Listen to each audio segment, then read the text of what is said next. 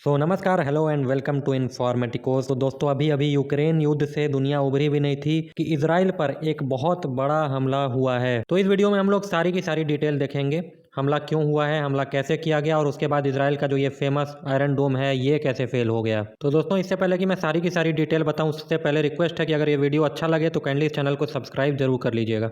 तो चलिए शुरू करते हैं आज का वीडियो। तो देखिए दोस्तों, कुछ भी हो, ये इजराइल का एक बड़ा इंटेलिजेंस फेलियर तो है ही, क्योंकि अगर इतने बड़े हमले की अगर इन्फॉर्मेशन इजरायली इंटेलिजेंस एजेंसीज के पास नहीं पहुंची तो आप समझ सकते हैं कि कितनी फाइन प्लानिंग के साथ इस आतंकी संगठन ने इजराइल पर हमले को अंजाम दिया है। अब जरा सा आप ही सोचिए कि इजराइल को अगर 1 घंटे पहले भी पता चल जाता कि एक साथ 5,000 रॉकेट दागे जाने वाले हैं तो इजरायली वायुसेना सारे ठिकानों को पहले ही नष्ट कर देती और ऐसी नौबत ही नहीं आती।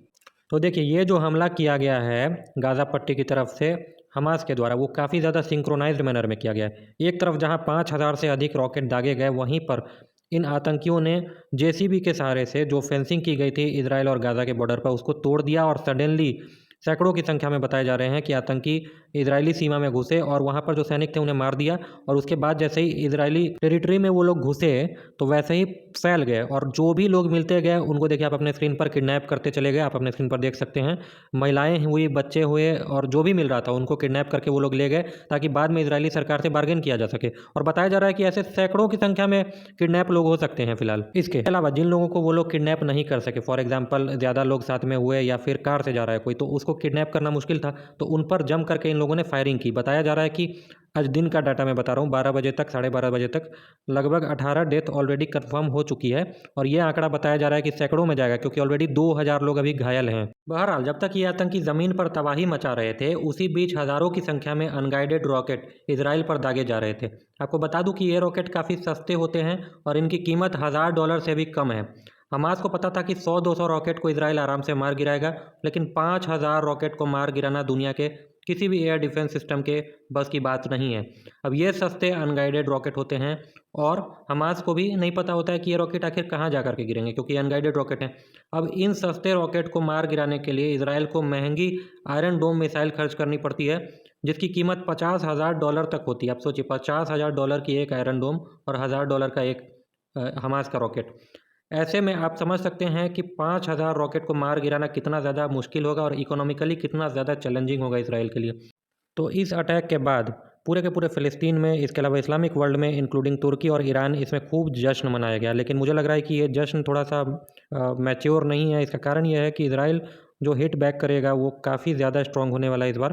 और मुझे लगता है कि इस बार फ़िलिस्तीन ख़त्म हो जाएगा, क्योंकि अब देखिए, अमेरिका ने भी ये चीज़ का इंडिकेशन दे दिया है कि फ़िलिस्तीन मुद्दा अब हमेशा के लिए ख़त्म हो जाएगा। इसका सबसे बड़ा जो कारण बताया जा रहा है वो है इंडिया, मिडिल ईस्ट और यूरोप का जो एक कॉरिडोर पास हुआ है, जो कि नियर फ्यूचर में बनने वाला है। उसको लेकर के अमेरिका सऊदी अरब पर भी दबाव बना रहा है और एक डिफेंस डील सऊदी अरब से साइन कर रहा है कि हम आपकी जो सिक्योरिटी है हम अपने हाथ में ले लेंगे, आप पर कोई भी हमला होगा तो अमेरिका अपने ऊपर हमला मारेगा।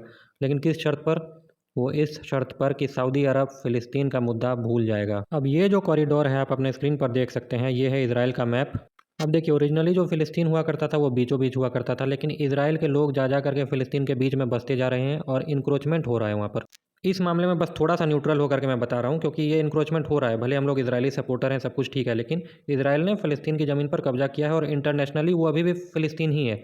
लेकिन अमेरिका ने जो इंडिकेशन दिया है वो ये है कि अब फ़लस्तीन का मुद्दा ख़त्म हो जाएगा। और अब आप ऐसा कहिए कि इजराइल को एक मौका मिल गया है पूरे के पूरे गाज़ा पट्टी को साफ़ कर देने का, और बचा हुआ जो इनक्लेव्स जो बचा है फ़िलिस्तीन का इजराइल के बीच बीच में, उस इनक्लेव्स को ख़त्म करने में तो इजराइल के लिए चुटकी का खेल है। इजराइल के जो प्रधानमंत्री हैं बेंजामिन नेतन्याहू, उन्होंने भी स्पष्ट कर दिया है कि ये अब ऑल आउट वॉर है और ये आखिरी हमला था, अब इसके आगे कोई भी हमला नहीं होगा। अब जो इजरायली डिफेंस फोर्सेज कर रही है वो कोई ऑपरेशन नहीं है, ये एक ऑल आउट वॉर है। मतलब कि अब फ़लस्तीन का सफाया होने जा रहा है मैप से, ये चीज़ अब कंफर्म मान करके चलिए। अब मुझे समझ में नहीं आ रहा है कि हमास इतनी बड़ी बेवकूफ़ी कर गया, फ़िलिस्तीन के लोग इतनी बड़ी बेवकूफ़ी कर गए, पूरे इंटरनेशनल वर्ल्ड में अब किसी भी तरह का सपोर्ट हमास के लिए अब कोई कर ही नहीं सकता है। इसका कारण ये है कि ये जो भी किया गया है ये साफ साफ आतंकी हमला है। जो देश सपोर्ट भी कर रहे हैं वो अब खुल के नहीं कर पाएंगे। और जो लोग अभी जश्न मना रहे हैं, अब कुछ ही समय बाद आपको उनका रोना सुनाई देने लगेगा, तब आप समझ जाइएगा कि अब इजराइल अच्छे से धुलाई शुरू कर रहा है। तो फ़िलिस्तीन के लोगों की यही गलती रही कि अगर वो लोग शांति से रहना चाहते तो कोई दिक्कत नहीं होती, आराम से रह सकते थे। फ़िलिस्तीन में माइनॉरिटीज़ के राइट्स का काफ़ी ज़्यादा ध्यान रखा जाता है। इवन जो इजरायली डिफेंस फोर्सेज हैं उनमें कई सारे मुसलमान भी अपनी सेवा दे रहे हैं।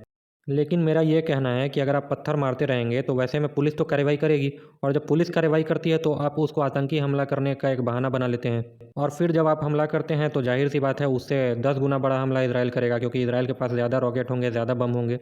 फिर आप पूरे इंटरनेशनल वर्ल्ड में जा कर के, वर्ल्ड स्टेज पर आप जा कर के रोएंगे कि आप पर इसराइल अत्याचार कर रहा है।